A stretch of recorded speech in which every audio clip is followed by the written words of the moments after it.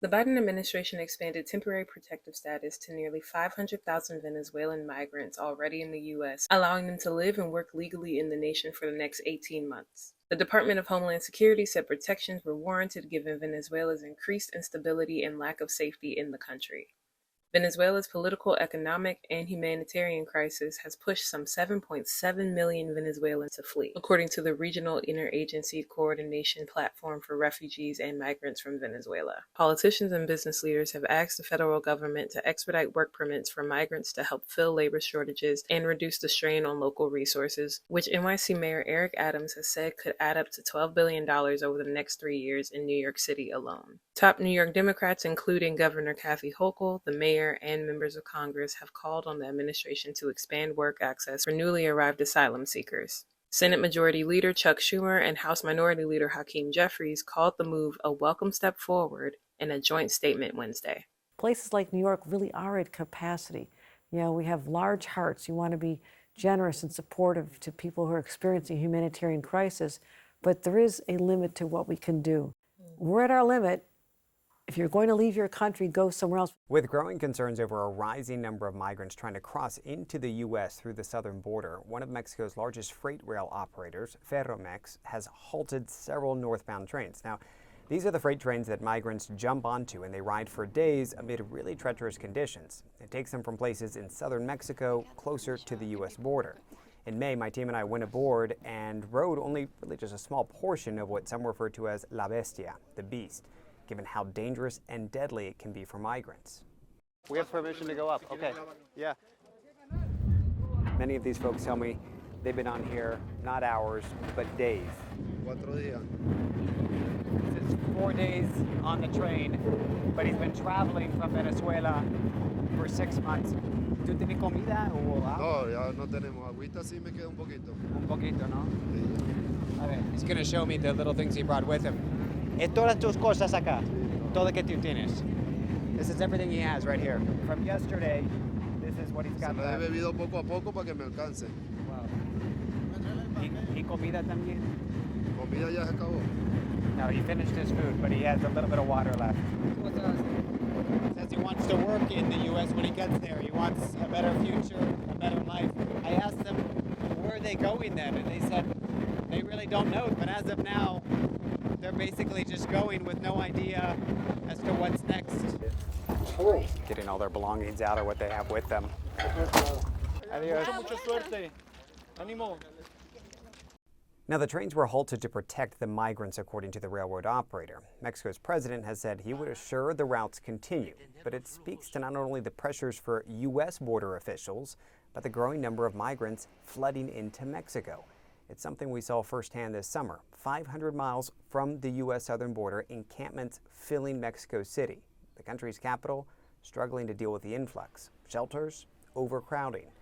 We noted at the time, while the number of migrants entering the U.S. was decreasing after Title 42 ended, it by no means has stopped the flow. Those migrants still desperate, still determined to reach their end goal, which for most is the United States. David Culver, CNN. Dozens of migrants stand in the Rio Grande, moments after forming a human chain to cross the river and through layers of razor wire trying to reach Eagle Pass, Texas. They tell me they're from Venezuela, among them a woman and her toddler. The danger for them is real. 2 people, including a 3-year-old boy, have drowned this week after being swept away in the river current. But after a nearly 3,000-mile journey, they accept the risk. ¿Cuánto tiempo van a esperar aquí? How long are you going to wait here?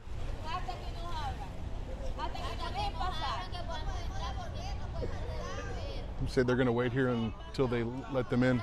The migrants tell us they've been robbed and attacked on the Mexican side of the river. After hours of waiting, the migrants figure out a way to crawl under the razor wire. In a surreal scene, one man instantly apologized. They wanted to apologize for crossing illegally into the U.S. and that they're begging and asking for mercy, but to understand that they're coming from a country where they're persecuted and they feel like if they were to be returned home, they would be killed. The mass influx of migrants is causing tension between federal and state authorities. Texas Governor Greg Abbott posted this video accusing border agents of cutting razor wire at an undisclosed location in Eagle Pass, allowing trapped migrants to turn themselves in. DHS officials refused to comment on the governor's allegation. On Wednesday, about 3,000 migrants crossed in Eagle Pass alone. It's something very strange. Never thought I was going to see something like that in Eagle Pass, Texas. The local sheriff tells us smugglers are preying on the hopes of these migrants, offering to move them to other cities if they can get into the U.S. I know this because we have smugglers coming from Houston, Florida, Austin, everywhere to pick up those immigrants. There's a connection there. Reasons for this surge vary, but migrants we spoke to say they've grown frustrated with the CBP One app that processes formal applications, many waiting months on the Mexican side for an appointment. These two men from Venezuela say they crossed illegally because they're desperate and have been waiting 3 months for the appointment to request asylum. It's a risk we had to take, he tells me. We know there's a chance we get deported, but it's in God's hands. Go online and look at our W's. Look at what I ran on and look at what we did. Go item for item on what Eric Adams ran on as a candidate, and then look at what we've accomplished in 20 months. We've turned this city around in 20 months. And then what happened? Started with a madman down in Texas, decided he wanted to bus people up to New York City. 110,000 migrants. We have to feed, clothe, house, educate the children, wash their laundry sheets, give them everything they need, health care. And this team here, we stated, let's do everything possible before we have to push it out into neighborhoods and communities. Month after month, I stood up and I said, this is going to come to a neighborhood near you. Well, we're here. We're here. We're getting no support on this national crisis, and we're receiving no support. And let me tell you something, New Yorkers. Never in my life have I had a problem that I did not see an ending to. I don't see an ending to this. I don't see an ending to this. This issue will destroy New York City. Destroy New York City. We're getting 10,000 migrants a month. One time we were just getting Venezuela. Now we're getting Ecuador.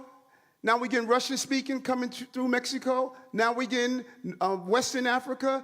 Now we're getting people from all over the globe have made their minds up that they're going to come through the southern part of the border and come into New York City. And everyone is saying it's New York City's problem. Every community in this city is going to be impacted. We got a $12 billion deficit that we're going to have to cut.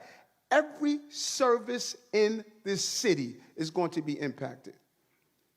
All of us. And so I say to you, as I turn it over to you, this is some of the most educated, some of the most knowledgeable, probably more of my commissioners and deputy commissioners and chiefs live in this community. So as you ask me a question about migrants, tell me what role you played. How many of you organized to stop what they're doing to us? How many of you were part of the movement to say, we're seeing what this mayor is trying to do, and they're destroying New York City? It's going to come to your neighborhoods. All of us are going to be impacted by this. I said it last year when we had 15,000, and I'm telling you now with 110,000. The city we knew we're about to lose. And we're all in this together, all of us. Staten Island is saying, send them out to Manhattan. Manhattan is saying, send them out to Queens. Queens is saying, send them out to Brooklyn. No, it's not the game we could play. Open the floor up. Table number one. Can you hear me? Yes. Okay. Mayor Adams and team, thank you for making the time to talk to us, your constituents, on a Wednesday evening. My name is Michael Tellis. I've lived in the neighborhood for the last 12 years. I thank everyone who's made this neighborhood the special place it is. I have a two-part question. It's focused on something we've already touched on in the initial remarks.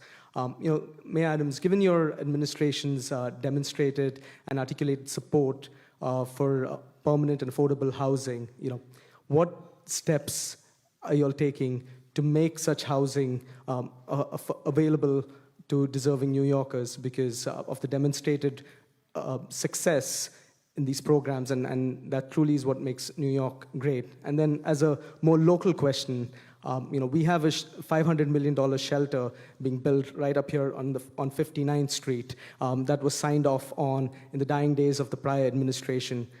There is heavy local support for this project to be converted to permanent housing, given the demonstrated success, as I mentioned, of these programs. What scope is there for that project to be converted to permanent housing? First, is Dan here? Who's here from Dan? Tell them about the plan we rolled out.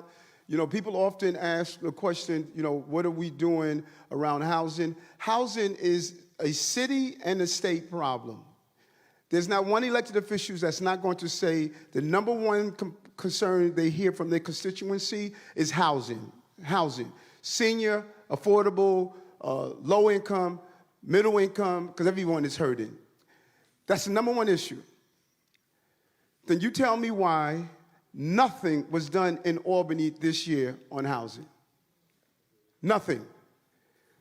We presented a plan, raise FAR. We presented a plan of converting office space into housing. We presented several different plans.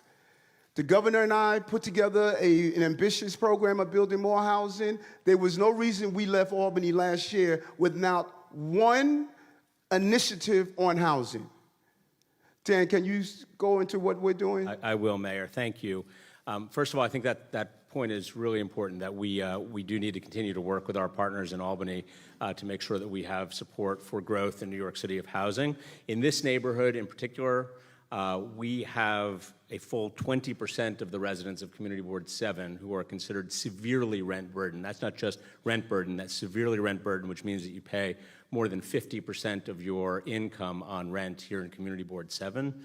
And in the last decade, this was one of the main areas of Manhattan where housing gains, like the ones that we are in right now, were significantly offset by housing losses in the same community board. Through combination of units, the Upper West Side was one of the neighborhoods which actually lost units as a result of combining smaller units into bigger ones. Also true in Upper East Side, Greenwich Village, and Soho. But the mayor asked me to talk for a moment about what we are doing about it in New York City. And we obviously are not just sitting on our hands and waiting. We have a real understanding that we cannot solve our housing crisis, the question of affordability, without every neighborhood in the city being a part of growth and supply. Our housing in New York has not kept up with the demand. The vacancy rates for apartments under $1,500 a month is less than 1% today. The results are what the questioner is asking about. Rents in Manhattan, which are exorbitantly high. They are exorbitantly high everywhere. Pressures of displacement, gentrification, homelessness, the imbalance of power between landlords on one hand and tenants on the other. If you don't have vacancies, tenants have very few rights, and we need to alleviate that situation. So later this fall, we are going to be presenting the mayor's Housing Opportunity Initiative, which is a zoning proposal, which is how we are trying to address this issue locally. It's a zoning text amendment, which means that we're going to be making changes in every neighborhood from high-density areas like this one to low-density areas throughout the city and everywhere in between. Adding a little bit of new housing in every neighborhood, we believe, will make a significant impact here. We'll be looking at office conversions, off-street parking regulations, and a whole lot more. And the mayor has charged us with some very big goals on delivering housing for this city, and we expect to be able to deliver on that, and we look forward to talking about that more publicly soon. And so our crisis is an inventory problem. We have more people looking for housing than what we are building. We used to have the 421A. We lost that. We see the substantial impact. That was a tax incentive to incentivize building. We lost that. We wanted to do office conversion, 138 million square feet of office. People are now working from home. We wanted to convert those into housing. We did not get that done in Albany. We wanted to raise the FAR. We did not get that done in Albany. And then the local conversation. I can't tell you how many times we have come to communities and say, let's build here. People will rally on Monday about affordable housing, and then on Tuesday they're saying you can't build it on my block.